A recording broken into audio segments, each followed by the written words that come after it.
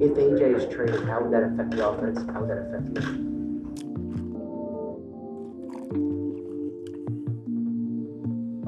Pick the right question to sip on, huh? I think for us, we're focused on learning the offense. It really doesn't change in terms of our approach to improve. There's an if.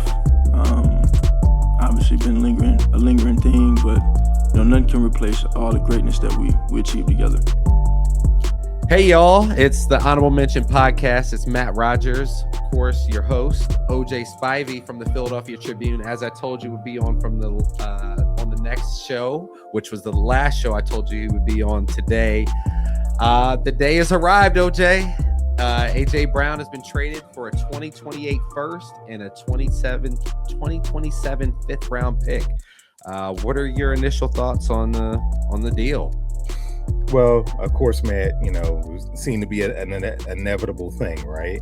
But what I thought was funny was, it got to the point where it dragged out for so long, but we already knew, common sense told us that it would be to the Eagles' advantage to wait until June 1st to get this done because the salary hit, right? Which they now can spread out over 2 years instead of, a big chunk of this year, right? But also the other aspect is it dragged out so long that people started to think that, okay, is out Howie overplaying his hand, or is he going to get a first round draft pick? Whether you think AJ Brown's worth it or not, are they going to get a first round draft pick? I mean, and it seems like the compromise was the 2028 pick instead of the 2027 pick. And as the reports are coming out now, Howie obviously was hell bent on getting a number one pick, and he even said that he doesn't care whether it wasn't a big deal whether it was 2027 or 2028, because he said, a first round pick is a first round pick. We still don't play in football in 2028, right? So, and if you trade it on the market, it's more useful than getting a two. It's still going to be more useful. And then you look at it in the other aspect, which I think is being underplayed or downplayed, if you will, is the Patriots wide receiver room was very thin before they got AJ Brown. Absolutely. No more Diggs. They had a couple other departures as well. So New England probably didn't have a choice. And also, too, that there was no other market, apparently. Now, no other market for AJ Brown. We talked about the Rams. People talked about the Rams and perhaps being involved, possibly Jacksonville. But obviously, none of that came to fruition. And it just tended to be the Patriots all the way. And some people are saying the deal was done for a long time. Who knows? But, it all but seemed inevitable. I think Eagles got a good haul back, that 2028 first round pick, and then you get a fifth for next year. And how he could easily flip that over or, get some value out of that. But I think it was a good haul for the Eagles. But on the Patriots side, I do think it's a bigger risk. I do think it's a high risk, possibly a high reward. The Patriots are assuming that AJ Brown's the same player that he was in Philadelphia years ago. Same player that he was in Tennessee, and going into the season as a 29-year-old. You don't know how much wear and tear he has. Some people are talking about his knee. There's a rumor going on that I think the Rams were maybe a little worried about his physical or what his physical might be. Maybe another heard that type thing.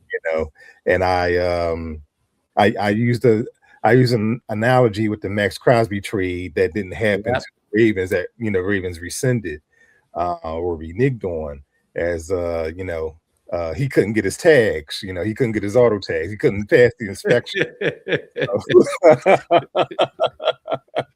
And at Baltimore, they wasn't trying to go, they wasn't trying to go in the hood to, get some illegal tags to pass them. See, the thing about that physical thing, though, you can do if you really want the player. See, I think the whole key to this whole deal is that the Patriots really want the player. You were speaking on it a second ago, talking about how thin the receiver room is, and Vrabel. Obviously, there's an underlying current there that Vrabel really wants AJ Brown. The reunion, right? They might have been the only team really willing to offer a first because AJ Brown looks slower. Like, respectfully, he's still a very good player, fringe top 10 wide receiver, but turning 29 this year, I believe, and then Patriots not going to win the Super Bowl next year. I'm just going to go out on a limb right now and just say that's not happening. They have a tough schedule. Mahomes back. Allen, Lamar, they got to answer to them. They got to play all those guys. And here's another thing too. From what I've been told, not everybody's happy about the haul that they had to give up to get AJ Brown. Because like as I mentioned earlier, a lot of people felt like, okay, AJ Brown maybe was not at this point in his career is not worth a first round pick. And possibly there's some people in that building who felt the same way. But again, they kind of maybe felt like, they were negotiating against themselves, so to speak, to get that first round pick because the wide receiver room is so thin. And, other factors as well, possibly, what does this physicality look like, at this time? And then even though people are saying, this is all that I've heard, that AJ Brown has been a great teammate and he's always been great in the locker room, no tension from what I saw or, what I hear and when I've talked to other people in that building and all those things. So, but, it may be some buyer. I'm being told that there may be some buyer's remorse and that the Eagles feel really good, even though they did not want to trade him. But they really feel good with the moves that they've made at the wide receiver position, with Lemon, with Wicks, with Brown, and especially, you have Devontae Smith, who is now your de facto number one. It will be a smooth transition without him. And that's not to minimize AJ Brown's accomplishments, because obviously 4 1,000-yard seasons, 3 All-Pros, 2 Super Bowl appearances and a Super Bowl ring. So you can't just throw that out the window and maybe perhaps think there may be some deficiencies there. But I do think the Eagles did a great job of trying to replenish the cupboard. Yeah, in terms of just strictly business, I'll definitely share more, towards the end of the episode in terms of the football fit. But in terms of business, I think this was the end of the road in terms of because the Eagles gave up a 1 to get AJ. This was the end of the road in terms of being able to ever, recoup that value. So, yeah, from a business perspective, you were never going. This was as good of a return as you were going to get in the future. Right. And here's another aspect too. Which I think people are underplaying. I mean, you've seen how Drake May played in the Super Bowl, in the AFC Championship game. Right? Right. So I'm being a little biased. But you've seen it. The film speaks for itself. I mean, damn, they look like a deer in headlights. Mind you, Seattle, they very good defense, but that was almost like the second coming. Matthew didn't look like that. Right. They're almost the second coming of the Legion of Boom, right? But Drake May, he'll be 24 years old when the season starts. This is only year 3 for him. And I'm probably gonna write about this week, is this overall great fit for someone who commands the ball as much as AJ Brown, and you have literally demands the ball. Right, exactly. And then, you have a guy who's still learning the position. Year 3. Right. That's right. Year 3. And what was that? Is McDaniel still there? He's still there as the OC? Absolutely. Right. So, but still, we saw the Super Bowl, we saw the AFC Championship game. We know the Patriots had no business winning that AFC Championship game. I mean, that was all Sean Payton. I mean, And they then Denver had that game won at home. before the elements, affected the game and all. So Peyton just got too cute. They could have won that game, with minimal offense, right?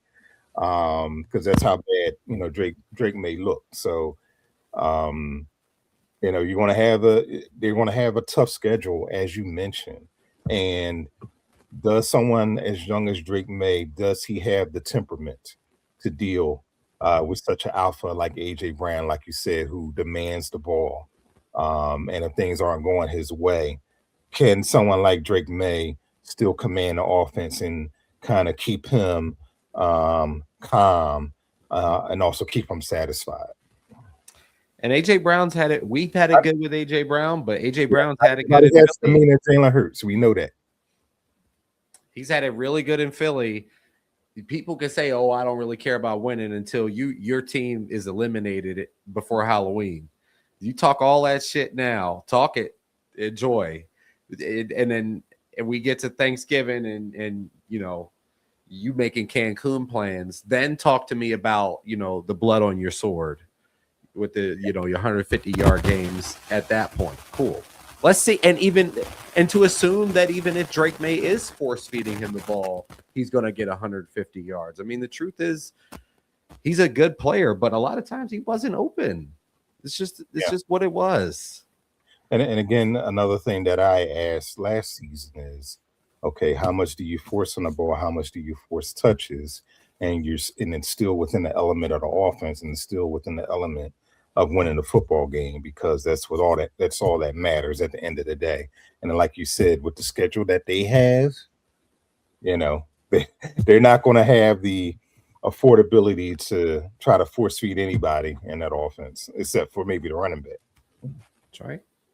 So it's reported that this remove and all saves about $50 million, and then it frees up some money apparently that they were even willing to get into the Myles Garrett sweepstakes. So do you think that that's a signal that another shoe is going to drop? Because the Rams certainly, they finished ahead of us last year, and they got better today. Literally the same day that the A.J. Brown trade happens, the Browns get Jared Verse plus, and the Rams get Myles Garrett. So do you think that the Eagles will get involved in the arms race? I think they're pretty much done as far as the arms race is concerned. If I think they do anything, it'll probably be more depth, or maybe do something at the safety position. There's not necessarily another move like that out there. So, it's not necessarily a pick of a litter out there, to upgrade that position. But I think they're fine with Grenard. That's a move that they probably had to make. And I think they were just probably kicking the tires, saying, okay, what is it really going to take for Myles Garrett? Were they going to be willing to maybe give up a couple of number ones, or Smith, and then Nolan Smith, or something of that nature? But or Jalen Hunt, if people were interested. But it seemed like the Browns wanted something bigger, and obviously they got Jared Verse, which I think was a good move for them. Great move. In return, and they just necessarily didn't get fleeced. But obviously, the Rams are going all in for it. And someone has said on social media that they're going to do whatever it takes to get Stafford another ring, because he only got a couple of years left, supposedly, even though he signed an extension, and they drafted the kid at quarterback. So his days are, I guess he's not going to play forever, or maybe they want to have him go out as a champion and all. But Myles Garrett definitely is a game changer. But keep in mind, if maybe they're doing that so they can make sure that they win that division and overtake Seattle next year, who you're not sure how Seattle is going to come back, and relying on Sam Darnold for a second year, even though congratulations to him. But also keep in mind that Sirianni is 4-0 against Sean McVay, who people believe is an offensive genius. But then again, the Eagles went and got one of his disciples in Sean Mannion. Mm-hmm. So, OJ, I think this move and the way that Howie and Nick Sirianni have handled this offseason will really improve Jalen's decisiveness in the pocket or outside of the pocket. They roll him out, and his efficiency. I think not feeling like, or in a positive direction, feeling like he can just drop back, trust his eyes, hit the read, not feel like he has to, achieve any ulterior motives, motive free, agenda free football. I think that's really going to help him. I like that agenda football. I was still that, man. All right, good. I'm good with that. As long as the Eagles play agenda-free football, that's cool. But there's a difference. I mean, you play on basketball teams or even playing pickup with guys, and there's an agenda, and it just saps everybody's energy. It's like, damn, we here for the X player show, and it's different. That agenda and philosophy, or philosophy and agenda. But when that ball's happen and everybody just feels like if you're hot today and you're hitting, it just, and I think that's how this offense is it's gonna be a lot of Jalen hitting somebody for 7 yards, trusting that they're gonna make somebody miss and they get 15 or 20. That's gonna be a lot of what this true and a lot of true West Coast concepts. But what do you think? Are you more skeptical of the addition by subtraction kind of thing? No, not really at all. I just go by the initial words from both Sean Mannion and then Jalen Hurts. You see, first of all, there's a mutual respect there. Mannion respects Jalen Hurts. Hurts respects Mannion. Again, Mannion's coming from that Sean McVay, Matt LaFleur coaching tree. Even though he will be calling plays for the first time, I mean, that's something to, if I'm skeptical about something, I would be him being a first-time play caller, but I'll give him a mulligan with that, with him being a former quarterback. And man, like we just saw him playing at Oregon State, right? Yeah. But anyway, it's the mutual respect there. I love when Mannion was raving about Jalen, like asking him questions, challenging him. And I think that'll give Mannion the ability to challenge Jalen. I mean, I know people have been very operative with that statement. Oh, Jalen has to be challenged or whatever. I think that's true to a sense, but I think people are probably misdiagnosing it as opposed to Jalen has another person in that room again that he can respect, and also one that he trusts knows what he's doing. And I think that's what it boils down to. And I think that's where you get the best out of Jalen from a overall passing standpoint. I think Mannion is going to give him answers to a lot of questions that he has. And I'm just talking on the field as well, as far as, okay, if this is happening, what do we do if this breaks down? We've seen that disaster of offensive coordinator last year. Yes. And had people like Jeff Stoutland all but confirm it, right? Yeah. Knowing that someone like a Pasulo seemed to be in over his head, which was kind of crazy because so many people were capping for him. Yes. Yes. Which I thought was weird from the beginning. I mean, I saw that from afar early and on. Jalen called it right away last season, but I was like, wow, I said, people are giving Patulo a whole lot of leeway, and it's not, he hasn't even earned that yet, so. And let him tell it. He was there. He was the mastermind behind the whole thing. You heard? Yeah, okay, right. But I mean, obviously, Jalen trusted Scott Loeffler, who's not here anymore. Yeah, right. To go work out with him. Yeah, exactly. But I don't think we'll have any instances to where a couple years ago, prior to the Super Bowl, prior to the Super Bowl winning season, that he has to call outside of the building someone like a Wink Martindale for answers, right? True. And that was probably like the biggest indictment on Nick Sirianni, I think. It was. Right. That's when I knew. Well, that kind of confirmed to me that Nick Sirianni is who I always thought, and I've said on this show, that he is not a good offensive mind. And Yeah. obviously, I think the Eagles saw that because ultimately this has been Nick Sirianni's offense. Yes, But it has been. saw that and they recognized that, all right, let's get somebody in here who potentially knows what he's doing, right? And we get away from that, that Sirianni philosophy, Bland. whatever you want to call it, right? We just call it bland, just call it stale, what have you. And Jalen's taking a lot of bullets for that, all right? Yes, he has. Yeah, so we'll get to see a whole lot, but I just go back to the fact where no matter how this offense looks, I know everybody wants it to be efficient. They just got to keep winning. They just got to keep winning.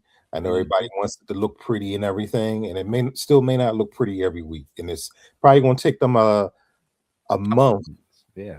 up to a month or so to get this offense going, because you're going to hear a lot of things in training camp. You're going to hear a lot of things this week in the what was that, the OTAs and whatever you call it, and people are just going to go overboard this way, that way. And when they track the completions, remember the one year it was bad that he didn't throw. The year before we won the Super Bowl, just since we're contextualizing things, the training camp. This is how ridiculous it gets. If you're listening and you don't pay attention to this bullshit that OJ and I come across, they were tracking. They have guys who go track the attempts in practice. 7-on-7. He did not throw an interception throughout the entire summer. It became an issue that he was being too careful with the football. Yep. I mean, I've never heard anything like, and I've been, I've been in media, almost 20 years now, in and out. I've watched football for most of my life. And I've never even heard such nonsense, and I've never seen a quarterback been micro critiqued as Jalen Hurts is, and not only that, for someone who wins is just as much as he does, Super Bowl MVP, right? But I know everybody wants it to be more efficient, and people are saying, "Oh yeah, this is a make or break year for Jalen Hurts," which is more bullshit. I mean, he's going to get an extension, if not this offseason, next offseason. And I won't even go into why. But yeah, I just think that there's mutual trust there, and I think there is. That's for people who want to see a certain Jalen Hurts this season. I think you're going to see it for the most part. And I think Saquon Barkley. He has been used, but he can be used in the passing game a lot more. The Giants used to use him more in the passing game. In a true West Coast offense, you can run a lot of concepts. Nobody's really talking about a lot of their ways. I'm glad you brought that up. Nobody's really talking about that. And then, how also, before we even get into that, how's this offensive line going to look? Are they healthy? Right. Okay. Right. And how will they adjust to this new blocking scheme, this new zone blocking scheme? It's all the way back to the Shanahan days, the Mike Shanahan days with the Denver Broncos, and even back in the day, the Commanders during the Joe Gibbs years, they did. Portis. Yeah, they did some zone blocking. Even before that, with the Hogs, they did. The Hogs of zone blocking. All right. So how's this offensive line going to take this? This is really showing an old dog new tricks. Yep. Going to be a lot of scrutiny with the offensive line coach as well, because you're literally replacing Jeff Stoutland, who we know how revered he's been over this. Damn needs a statue. Exactly. So I really think, and again, this is another thing that's being undersold, I guess. Undersold, so to speak. Thanks. Is how is this offensive line going to adjust? Yes. In a way, the blocking scheme is a little less physical and more finesse. Yes, but I still think it does take some physicality, and it takes a lot of movement. What they're asking these guys to do. Oh yeah, absolutely. All good point. I agree with all of that. Before we let you go, OJ, and we let the listeners go, thank you all so much for listening. I won't even drop the plugs later. I'll do it now. You can follow me at POLITIDOPE and OJ at OJ Philly on all the places. But OJ, where are you leaning on this NBA Finals? This is an interesting one. We got the Spurs and the Knicks. All right, so I'm taking my journalist cap off. Okay. And I don't want the Knicks to win, man. It's so insufferable, man. It's, especially what they did to my Sixers and stuff like that. I know it was disrespectful. But just going back, I really like Wembyana. Yeah. I really like, and I know he can be better. And sometimes some games he may disappear or may not be as aggressive. And you have another guy who he's still learning. As great as he is, or he looks, right. His potential. He's a baby. He's still a baby, and he's still learning the game, and he can be dominant every other night, right? And he doesn't even have to score a lot. That's right. It's going to be interesting to see the matchup with him and Cat. Is he going to get in foul trouble? We thought that happened with Embiid and whatnot, but that it didn't turn out that way. But Wemby now, I mean, listen, like you said, he's a baby. I mean, dude probably doesn't even know his own strength right now. Really, right? Really. We saw or Chet Holmgren, but I think it's going to be an interesting series. I think it can go 7. My first thought is maybe Spurs in 6, but I really like the Spurs team because they're almost as deep as the Knicks. They're very athletic. They're quick, and they have a lot of guys who can do a lot of things.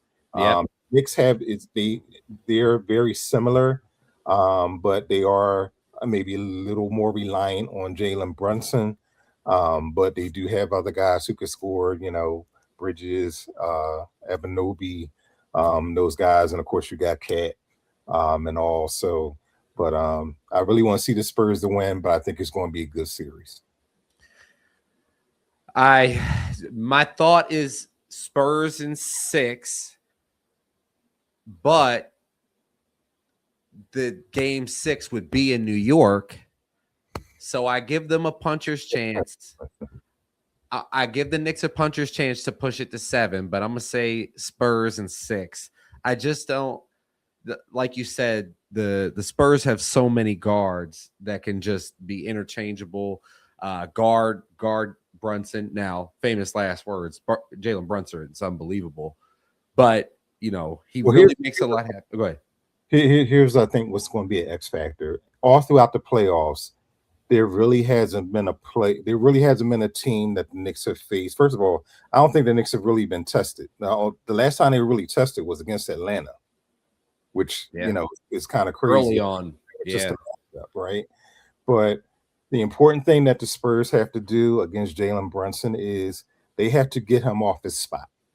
Mm-hmm. I mean, if he hits from the outside and everything, that's fine. But what he likes to do, when he likes to just kind of mid-post area, just wade in the water into the paint and everything, and get his shot right there. Yes, you can get him off that spot and also make him play defense. I mean, some teams have they have attempted to make him play defense, but I think he really is going to have to this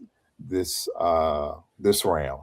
But I really do like what San Antonio can do on both ends of the court, especially defensively. And then when you have a rim protector like Wemby, I mean, that dude at this point, he can block jump shots. I mean, he can just, you may think you have an open jump or whatever. He'll come out and catch the thing. So if it gets to a game, if the Knicks, the key game is going to be game 6, and there will be a game 6 in New York with the Spurs having the opportunity to eliminate the Knicks. The Knicks live to see game 7. All bets are off. I could see Jalen Brunson, dropping a 50 piece or something like that. Well, I think really, before we even get to that, Matt, I think really I think game 1 is important right now because Knicks have won 12 in a row? Yeah, if I'm not mistaken, right? Sweeping everybody. Yeah. So they won like 12 in a row. If San Antonio can establish themselves early in game one, and it says, hey, and the Knicks will say, hey, now we're playing the varsity. We got a law. They haven't lost in what? Damn near a month. Over a month, yeah. Right. So I think it's not going to be the end all be all. But I think game one will show me a lot of how the series is going to go. I don't think it's going to. I put it this way: even if the Knicks win game one, I don't think it will be a sweep. I don't think it's going to be a sweep either way. No sweeps. Yeah. But San Antonio is going to show me a lot how they come out in game one. That they're going to be at home, of course. But how aggressive will Wemby be in game one? To where can the Knicks if Wemby goes off in game one, will the Knicks be able to make that adjustment by game 5, game 6, and so on?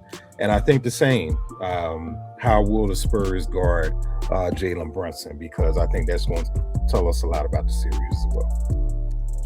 A lot of good insights from a great sports and culture reporter, OJ Spivey from the Philadelphia Tribune. Please go subscribe there. Subscribe to the podcast if you're listening on YouTube. Of course, if you like watching, you stayed all this way and you enjoyed watching my memorabilia on the wall and OJ's backdrop, please subscribe. Subscribe on all the listening platforms. Thank you so much. See you again soon.